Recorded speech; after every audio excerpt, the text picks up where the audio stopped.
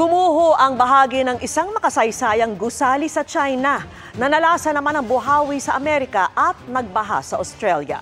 Yan at iba pang balita abroad, tinutukan ni JP Soriano.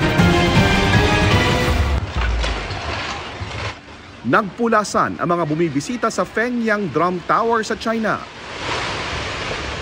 nang unti-unting mahulog at tuluyang gumuho ang bahagi ng bubong ng naturang istruktura. Ang ilang bato bumagsak kung nasaan ang ilang bumibisita. Itinayo ang tore noon pang 1375 sa panahon ng Ming Dynasty. Pero ayon sa lokal na opisyal, ang gumuhong bahagi ay parting itinayo noong 1995. Wala namang naiulat na nasaktan sa insidente. Sa Tennessee, USA naman, animoy papel na nagliparan ang nagkapira-pirasong bahagi ng bubong ng isang pabrika dahil sa buhawi. Wala namang napaulat na nasaktan. Sunog at wasak ang Army school bus na ito sa Baluchistan, Pakistan matapos umatake ang isang suicide bomber.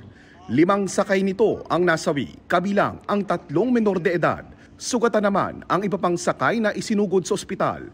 Ayon sa otoridad, 4 ang sakay ng naturang bus na papunta sana sa eskwelahan nang mangyari ang pag-atake. Kinundin na ito ng kanilang Prime Minister at military na isinisi ang insidente sa nila'y Indian terror proxies.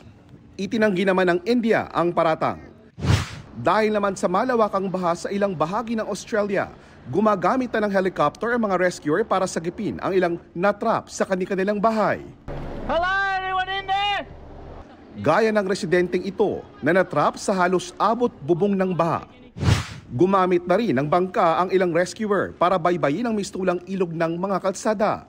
Ayon sa Bureau of Meteorology ng Australia, magtutuloy-tuloy pa ang malakas na ulan sa ilang bahagi ng bansa hanggang Biyernes bago ito humina, kaya't pinaghahanda ang mga residente roon.